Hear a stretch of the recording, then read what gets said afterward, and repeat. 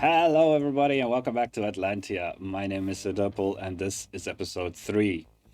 Like I said at the end of the last episode, we're going to be going on a bit of an adventure this time round. We're going to be playing a little mini quest made by one of my server mates for us for Halloween. And right now, I'm standing inside of the camp. So, yeah, let's just get right into it. Right, guys, so we're here at base camp for this adventure, and I got my quest book, all 27 pages of it, which, by the way, I am going to be just glancing through them and giving you guys the highlights. If you want to, pause the video and check it out for yourself, then that's totally up to you. I also have some pork chops with me for some num nums, and I got a totem of undying. Also got full netherite gear because there's some fire and lava and things downstairs that, yeah, you really don't want to be losing all your gear for something that's meant to be fun. Everything else I've put in this box right here. So let's just get right into it. The camp looks really cool. There's lots of little details that's been put into it. Like there's some guys chilling over here. It's like a enderman with netherite gear on. And yeah, the first part of the book is going to tell you that you actually end up going over here and talking to the captain. So yeah, you arrive at Camp Alpha and you go and he yells at you, "Why are you here? This is a military camp. You shouldn't be here." And you're like, "Hey, but I'm an adventurer, man." And he just explains to you what the situation is, that his guys have been having trouble with some darkness. Ooh, ominous thunder. And phantoms, of course. All right, I'm just going to stay under here for a second. Yeah, so he tells you about the dangers down below and yada yada. And I'm going to have his cake and eat some more food. Then he tells you to go talk to the archaeologist who has more details about the what's going on around here. And yeah, let's just see what he has to say. There's a few pages here. There's also some robots downstairs, which is interesting. The archaeologist tells you that this is the last resting place of the forgotten king who used necromancy to subjugate the lands, and that they're on a reconnaissance mission to get the soul parchment relic, which is a very powerful relic. There's also mention of a witch downstairs that was here to she was researching the magic and trying to claim it for herself and so on. And there's 4 cardinal stars that you'll need to retrieve. And yeah, I think that's the majority of what we need to know. He's also got, he then asks you, if you want to take on this quest and help them in their endeavors because they haven't had much luck. And so he tells you that there's a box over here that you can use, which I'm definitely going to take because these potions are super handy. I'm just going to stay in here just in case those phantoms get a hold of my face. So we'll take that and then we'll just head straight downstairs and get on with this quest. I have played it before, so obviously I'm basically semi speed running this thing. So we're at part 1, Mansion and Red River. And if we see what the book has to say about that, let's see here. I should probably just turn down the thunder to, which one is it, weather? Yeah, let's just turn weather off for now. I mean, it adds to the ambience, but it's also very distracting. So let's see, where were we? We were at the Mansion and Red River. Right, so in this area, there's 2 cardinal stars that can be found. You approach the mansion, you have a look around. There's some clues there that you should probably take note of, and so on. Right, we come into the mansion, close the door behind us because it's just good manners, and yeah, we're in the house of a crazy person. Well done. There's a little clue over here, which we should probably read. It says, I'll be sitting on a bench where the sun sets, observing in a sweet idleness the overwhelming red menace I cultivate to forget the carnage that is yet to come. By the way, the guy that made this did so much writing. I mean, look, the quest book's got 27 pages. That's a page. There's 6 pages in here telling you a little bit about what the witch was up to. Delilah, by the way, is the witch's name. And she was talking to Elder Chris, and they were talking about like how all of this would work, and then she ended up getting banished for dabbling in things that she shouldn't have been dabbling in. And yeah, so she got banished to this cave for some in like some form of isolation. And yeah, so if you guys wanted to just see what that said, you can always just pause and read it. And here we have our first star, the central star. So we'll keep that safe for now. I'll also just rearrange some of these things. Yeah, that's fine. Okay, so then the idea would be to, like explore around, and you would end up maybe finding this barrel, which has dark heart in it, forged in the deepest parts of the bleak hollows, which is a part that is down below. The shield can also be very useful, but we are allowed to have totems of undying in the quest, so I prefer that. I'm gonna stick to it. Right. So the clue was saying something about us watching a sunset and some red menace and whatnot. And this is the Red River, which is a very cool looking area, if I must say. Very impressed with you, Bruce, for this.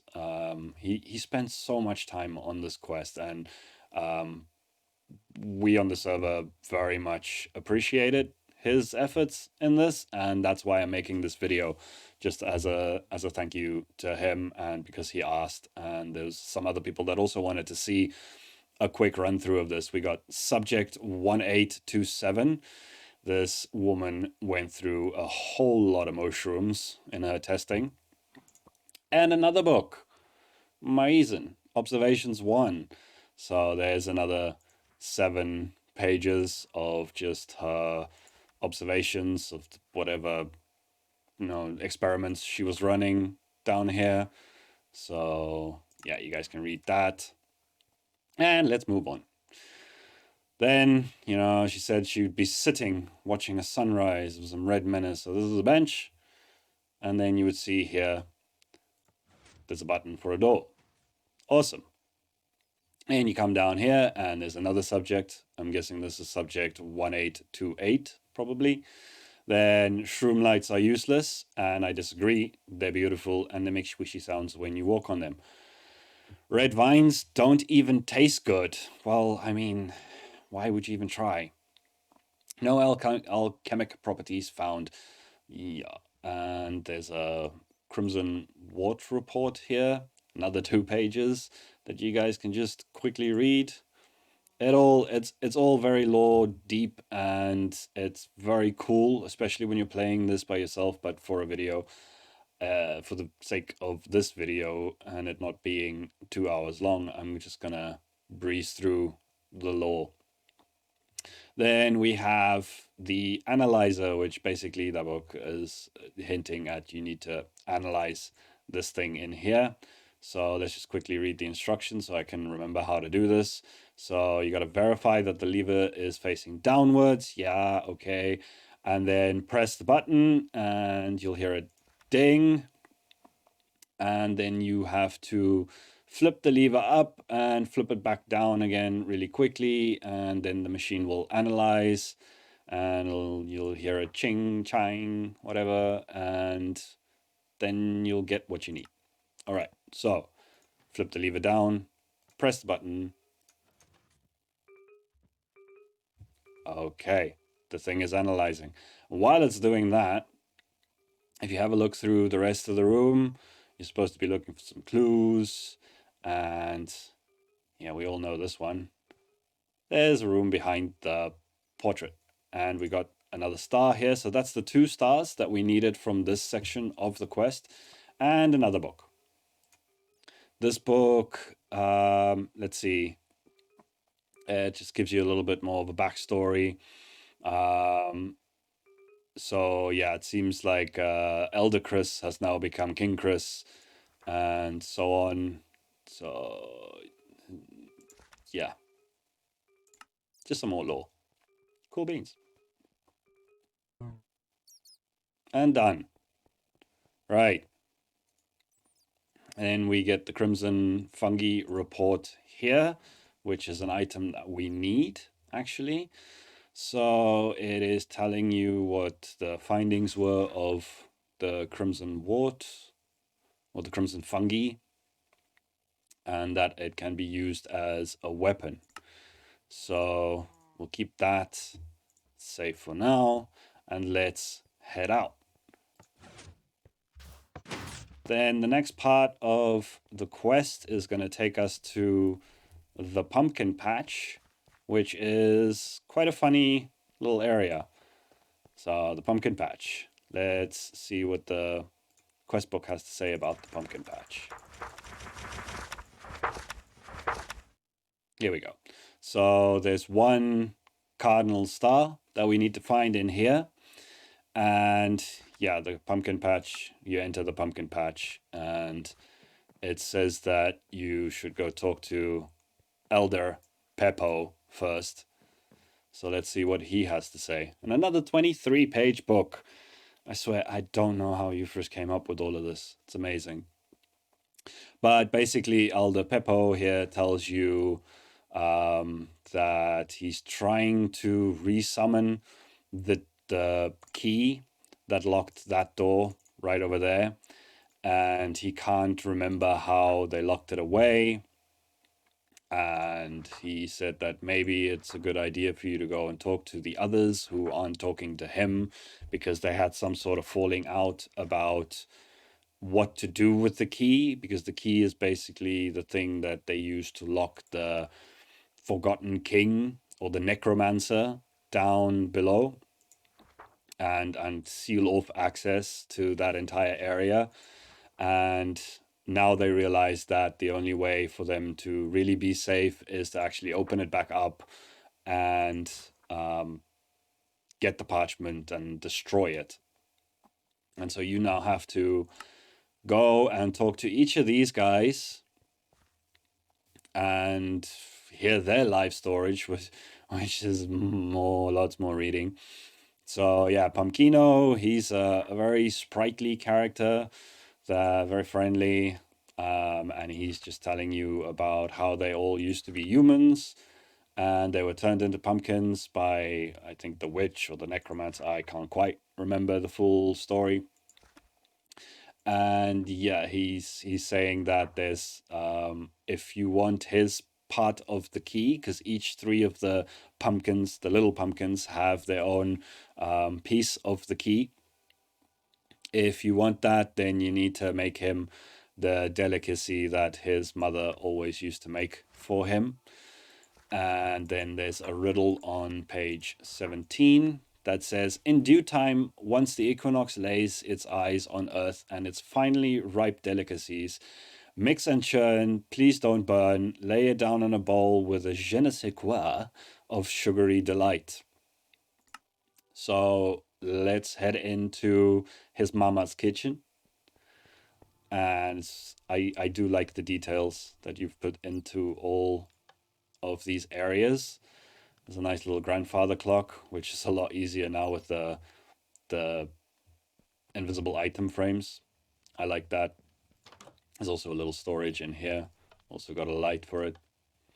And yeah, it's a nice kitchen. I do have one critique though.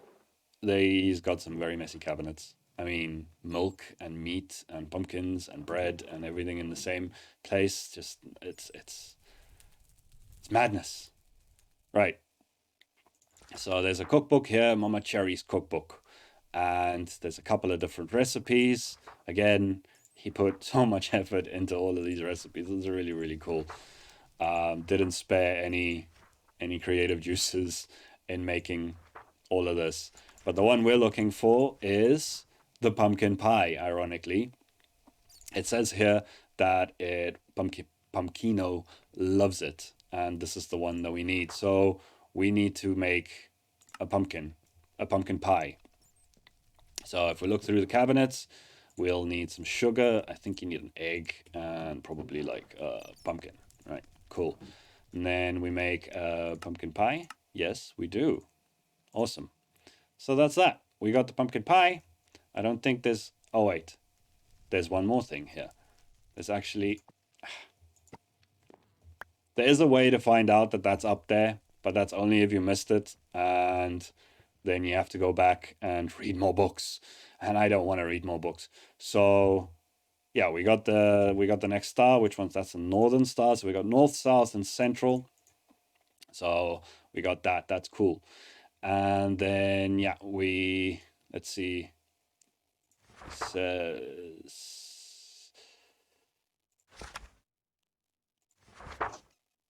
yeah, basically we just need to deposit this in here, and boom, we get elderwood. So that's the first part of the key.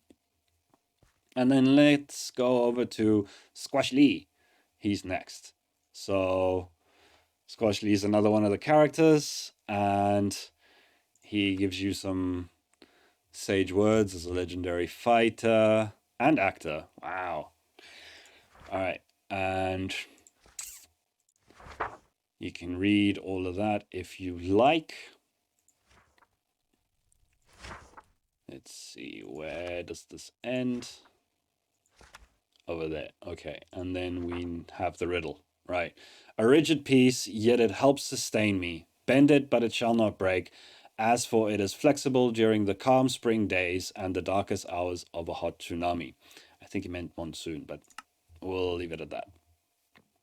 So we come over to his room, which is very cool. I really like the mirror banners, and I also like the backwards banners that he used here for Chinese, Japanese blinds. I think that's a really, really cool detail. And yeah, it's a little dojo. So if you look in here, you'll see there's like the art of war. There's also a little thing in here that's meant to be a clue for another thing, which I will get into in a bit. It's a little story about a giant, and his foot always crushes delicate things. So remember that for a little bit later in. We'll leave that there. We don't actually need it. And then we got some Wagyu beef and some chopsticks. Chopsticks are rigid, don't bend, sustain you, all that jazz. So that's what it is. And we'll just deposit this one in there, and we get the elderwood stick. Right, and then last but not least, we have Bebe Gordy, who is in the form of a baby, but however has the mind of a very old, wise person, I think. And yeah, so gives you a bit more detail about their situation and why they're not talking to Elder Peppo and all that jazz. And riddle on page 17. Here we go. An infant's toy lies in the touch. Squeeze me and I shall not budge. Throw me and I shall not budge. The initial form is never disturbed. So it's a squishy toy. Right. So we go into Bebe Gordy's room. Again, very cool detailing. I really like it. What's in here? Bebe Gordy's toy box. Oh, no, I didn't see that the first time. Like the little patchwork rug. I think that's pretty cool. We got the blue rhinoceros plushie, troll plushie, some construction blocks. But the one we're looking for is the Play-Doh slime. So we take the Play-Doh slime and we give it to Bebe Gordy. And last but not least, we have the Ancestral Metal. All right, and then we come over here to Elder Peppo. And let's see, he says, good work, now chuck him in the river. And you're like, throw him in the river? Yeah, throw him in the river. Okay, so let's see, we chuck 1 and, oi, I fell in the river. 2 and 3. And let's just get back up here. for the key. Oh, well, there's the key. Right. Where's the key?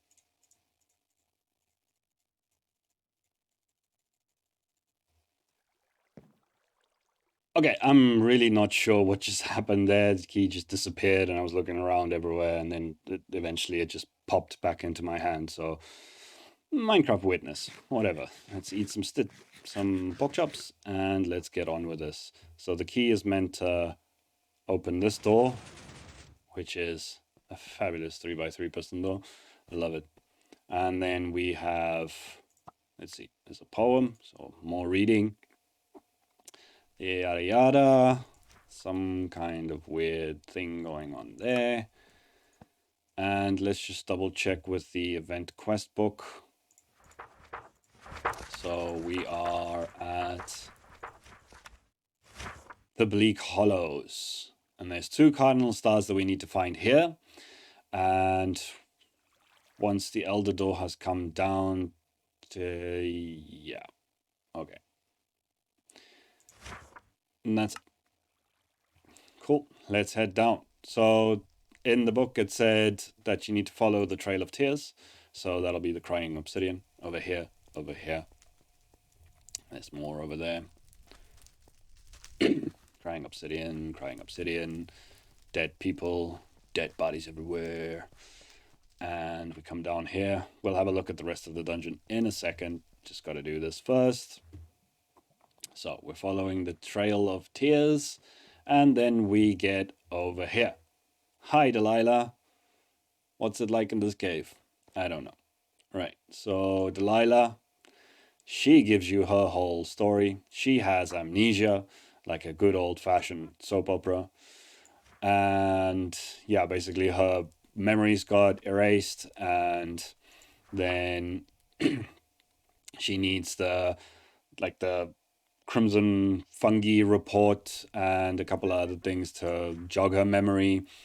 And yeah, she also tells you that there's some items that could help you on your journey to try and help free her. And if you didn't get the sword at the start, then that would be where that is. So turn to page 11 when you have all 3. So welcome back. You got the report, read it, she reads it. And yeah, then things start coming back to her, and she tells you how you could possibly defeat the necromancer. And yeah, that's that. So next up in our little journey down under, there's nothing in there. Right, this way. Right, we come back up and let's explore the rest of this area. I can't always quite remember where everything is, but that way we need to go after. Let's just go all the way back. What's down here? Oh, Easter egg. Remember Chuck from the last episode? Yeah, don't feed the monkey. All right. What else do we have around here? Wait. Yeah, be careful with these fires. It's crazy. Nothing up here. And here we go. This area. So, lots of little nooks and crannies, lots of detailing. I really like it. And then there's this guy, my old buddy. This robot came with me and Euphorus from a previous server. About a week or 2 after Euth and I met each other, we started a company which was called Atlantia. And that's actually where the server name came from. He ended up building this little droid outside my shop, which was right next to his shop, as a little prank or a little welcome to the neighborhood gift, I guess. And a short while later, I ended up building a little bus stop next to my shop, right next to the road. And we moved him over there, and that's where he stayed for the remainder of the time that we were active on that server. So if you read this, there's some things that he tells you. It's also the little that's about the waiting for the bus at the Atlantia warehouse. And yeah, he just tells you that he's missing a key component, to repair himself because he got stuck in here. And if you get him that component, then he will give you something. So let's press this button. We end up getting a lodestone compass, which also just for some reason vanished from my inventory. But whatever, let's move on. And then the compass is actually pointing me somewhere else. Where is this compass pointing me? Is it here? Ah, is it this? If I chuck that in, yes, nice. Okay, so we got the what is it? What is it called? The Worktron drill attachment box. Okay, so we got that, and is it this way? I keep getting lost.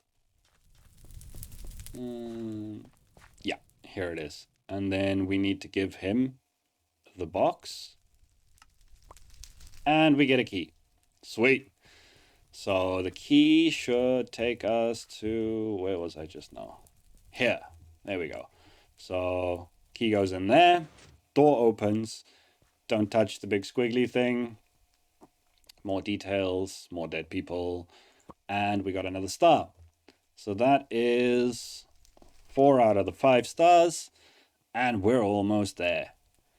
So next up, we're gonna head, which way was it again? This way.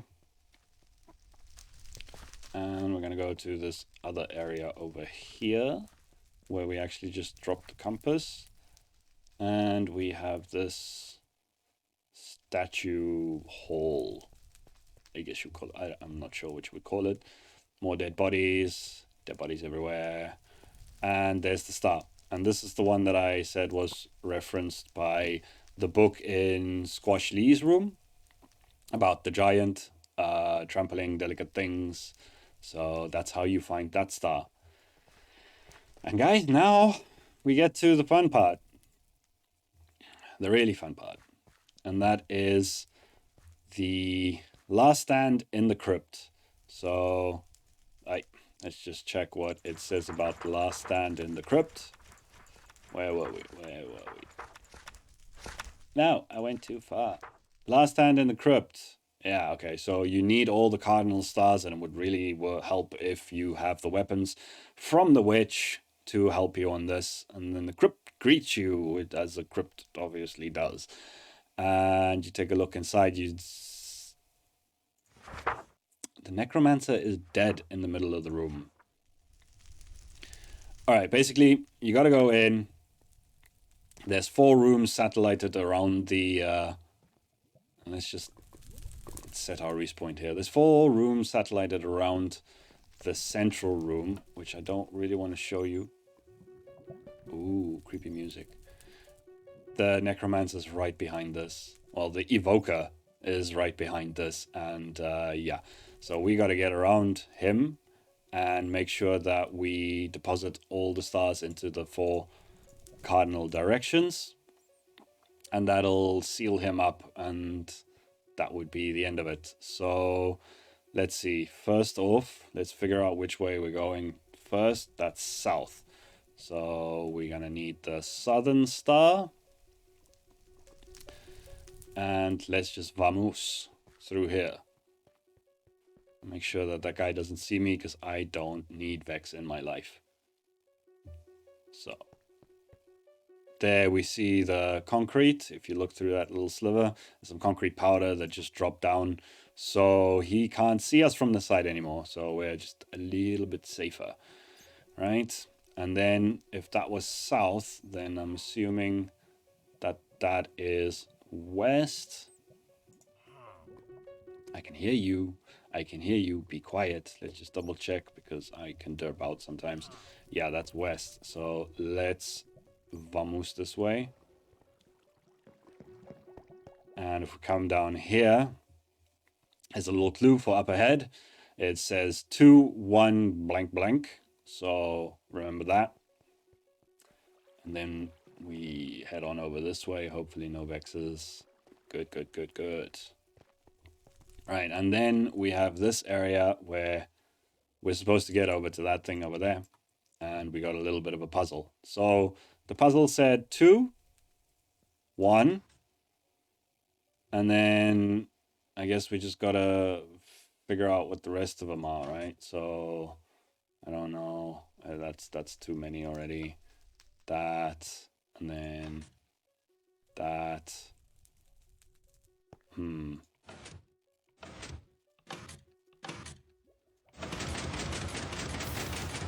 Aha!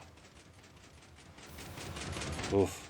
It's a really slow bridge, but it works. So sweet. We figured that one out. Ah, these pistons are out.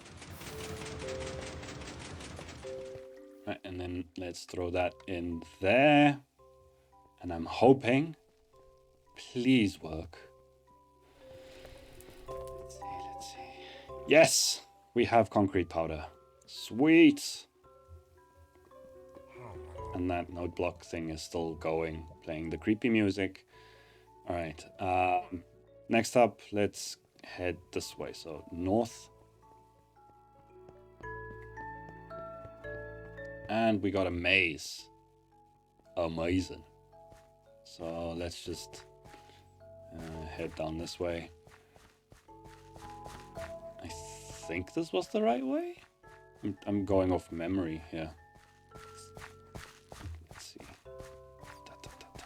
It's a bit dark in here too. But oh well. Yeah, we made it. Cool, cool, cool. And this was, what was it? North? Right. Let's hope that worked. Let's head back this way. Yeah, so lots of little details in this quest, and I really enjoyed it. All of the server mates enjoyed it. And let's see if... Yes. Okay. And let's go around this way because it's a little bit safer. And the last part is a lava parkour, so splash potion of fire and let's go. I might be a little quiet for this part of it because I really suck at parkour, so bear with me. No! I fell in. Thank goodness for the splash potion. I knew that was gonna happen. It never doesn't happen, so...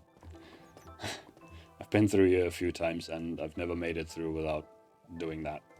Because I just, like I said, I suck at parkour. So we got that one in, and let's just make it out of here before the potion run. Oh, come on. Before the potion runs out.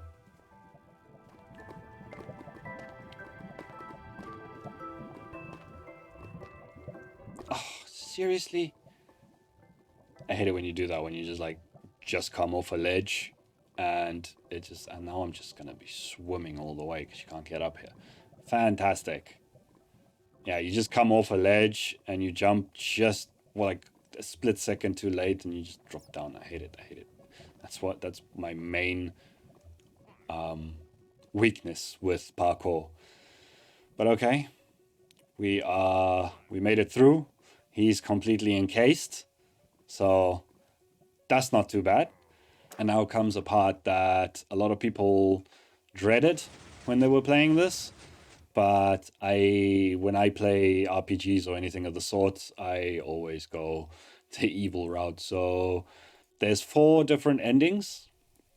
This one, you defeat the necromancer, you free the witch, but you don't give the parchment to the archaeologist. So the king doesn't use it. And that's what that says. Then this one, you defeat the necromancer, you don't free Delilah. You do, however, give the parchment to the archaeologist, who then passes it along to the king, so he has the power. Then there is... Wait, I'll show you that one in a second. That's the one I tick. Then there's the one where you defeat the you defeat the necromancer, you don't free Delilah, and you don't return the parchment.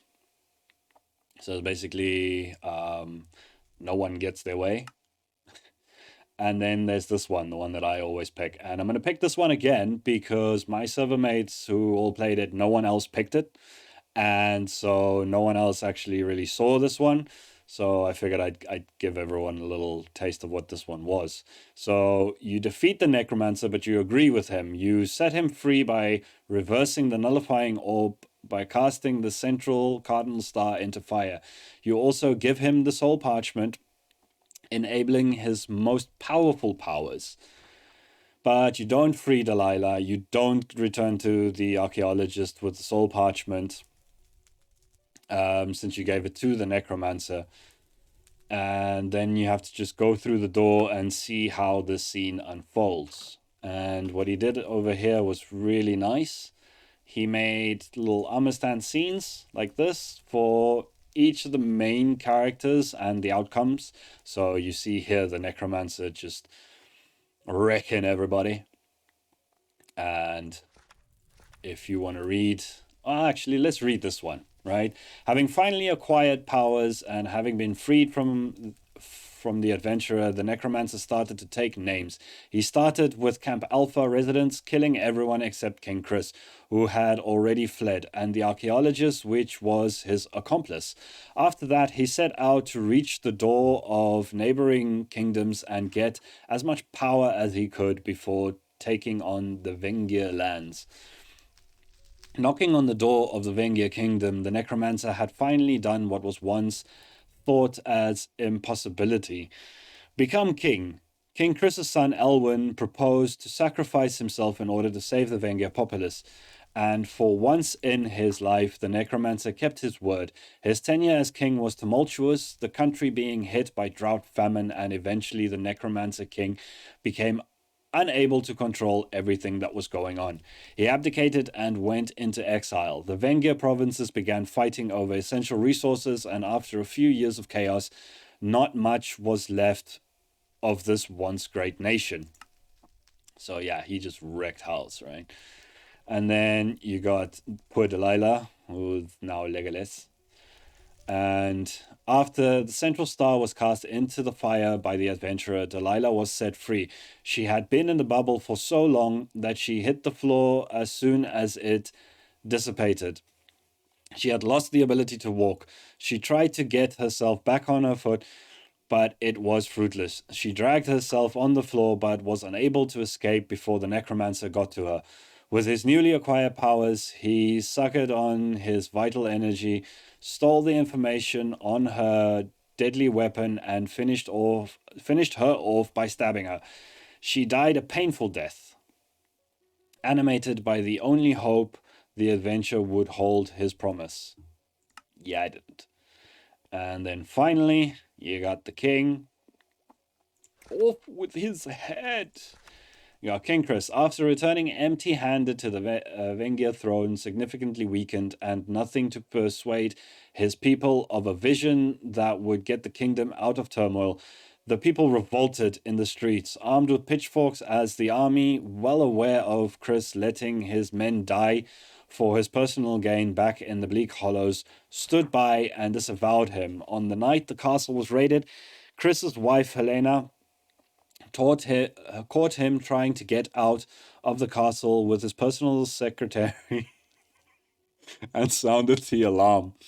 He was captured, sentenced in a court to death by guillotine for treacherous conduct, and put to death the very next day. Prince Elwyn took his position afterwards. He had a short tenure, although the necromancer knocked on the city doors barely a few weeks into his kingship. The necromancer offered him a deal. He wouldn't butcher the Vengir people if he could kill him. Elwyn agreed. He was later killed by the necromancer, who became king. The once great Vengir kingdom fell into irrelevancy after the new king was unable to propose solutions that would solve the inner problems Chris had left him. It fell into a chaos state and bickering factions before completely extinguishing. So that's the story of how I wrecked the whole kingdom by letting the necromancer free. And yeah, we're done. Alright guys, that's gonna have to do it for me for today. I know this was a little bit of a weird episode, but I do hope you guys enjoyed it. I know my silvermates are gonna get a massive kick out of seeing it played through the way that it was. If you enjoyed this, do leave a like. If you want to see more content from me, please consider subscribing. And if you have any suggestions, please leave them down below. And as always, have a fantastic day, and I will see you guys in the next episode. Goodbye.